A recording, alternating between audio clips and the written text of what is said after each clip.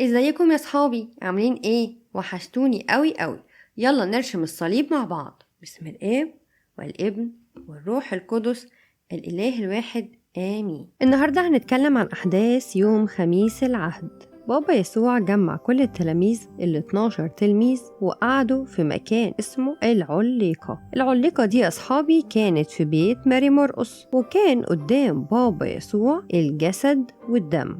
وقال بابا يسوع للتلاميذ وهو ماسك الجسد بعد ما كسره، قال خذوا كلوا هذا هو جسدي. ومسك الكأس وقال وهذا هو دمي، اشربوا منها كلكم، لأن هذا هو دمي الذي للعهد الجديد يسفك من أجل كثيرين. بصوا بقى يا أصحابي، اللي حصل ده هو تأسيس لسر اسمه سر التناول، ليه اسم كمان اسمه الإفخارستيا. التناول ده يا أصحابي طبعا انتوا كلكم لما بتروحوا الكنيسة وأبونا بيناولكم حاجتين، بتاخدوا الجسد وبتاخدوا الدم، وده بالظبط اللي بابا يسوع زمان خالص قالوا للتلاميذ في يوم خميس العهد. وبعد كده يا أصحابي بابا يسوع قال للتلاميذ الحق أقول لكم إن واحدا منكم يسلمني. وطبعا كل التلاميذ زعلوا جدا، وبدأ كل واحد فيهم يقول هل أنا هو يا رب؟ هل أنا هو يا رب؟ وبابا يسوع قال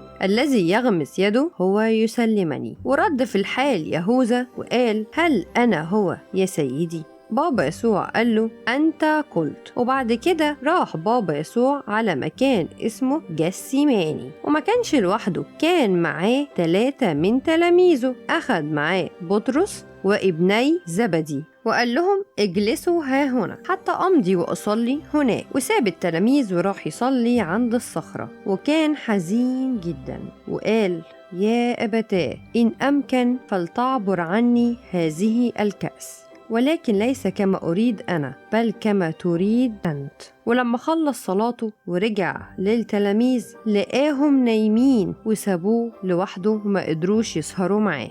بابا يسوع لما لقاهم نايمين كده قال لهم أهكذا ما قدرتم أن تسهروا معي ساعة واحدة؟ وكان متضايق قوي وقال اسهروا وصلوا لألا تدخلوا في تجربة. بابا يسوع هنا عايز يعلمنا الصلاة يا صحابي، ويعرفنا قد إيه إنها مهمة، وإننا نصلي وما نكسلش أبدا. وقال للتلاميذ يلا قوموا لننطلق، هوذا الذي يسلمني قد اقترب. وفجأة جات ناس كتيرة خالص، وكان من ضمنهم الكهنة والكتبة والفريسيين، ومعاهم تلميذ بابا يسوع اللي هو يهوذا. ويهوذا قال لهم اللي أنا هقبله ده هو ده يسوع، اقبضوا عليه. شايفين يا صحابي خيانة تلميذ بابا يسوع ليه حاجة فعلا صعبة خالص. ولما يهوذا قرب لبابا يسوع قال له السلام يا سيدي، وعلى طول قبله. وبابا يسوع كان حزين، قال ليهوذا يا صاحب لماذا جئت؟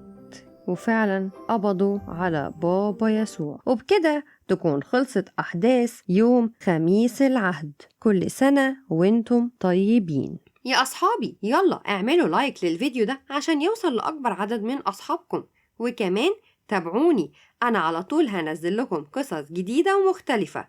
نتقابل في قصة جديدة. باي باي.